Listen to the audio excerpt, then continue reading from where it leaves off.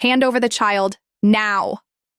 My blood froze as masked men stormed into the ICU, guns pointed at me and the medical staff.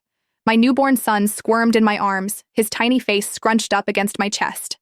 I clutched him tighter, my body curling protectively around his fragile form.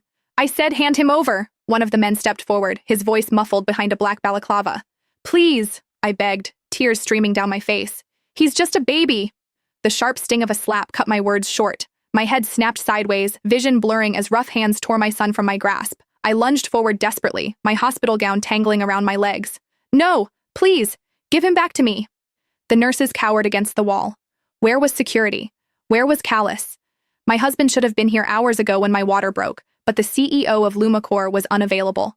Now, after hours of labor, after finally holding my beautiful boy in my arms, these monsters had appeared from nowhere. What happened next will haunt me until my dying breath. One of the men laid my son on the bed and grabbed a pillow. My scream tore through the room as he pressed it over my baby's face. My baby's tiny limbs flailed against the white cotton, his movements growing weaker until they stopped. No! God, no! I thrashed against the hands holding me back, my throat raw from screaming. The men laughed. They actually laughed, as my world collapsed around me. Someone stepped toward me, the butt of a gun raised. Pain exploded across my temple as he slammed it against my head. I didn't lose consciousness, though I wished I had. Instead, I lay still, eyes closed, as tears leaked from my eyes. Suddenly, a phone chimed. A video call. Greetings, boss. I've done as you ordered. That voice, that familiar, impossible voice. Callus? The man moved the phone, presumably showing the horrific scene. Excellent work. My husband's cool, controlled tone sliced through me like a blade. And Donna? She's unconscious. Perfect. Callus sounded pleased about the murder of his own child. Now all I have to do is gaslight her enough and she'll never be able to live without me. My heart shattered into a million pieces. The betrayal felt so overwhelming that I could barely process it.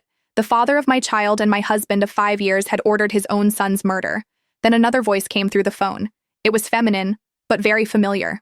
What are you doing, darling? I instantly realized the voice. It was Hannah Jacobs, his secretary. Why is she calling my husband darling? Just tying up loose ends, honey. Callus's voice softened in a way I'd rarely heard. I've kept my promise.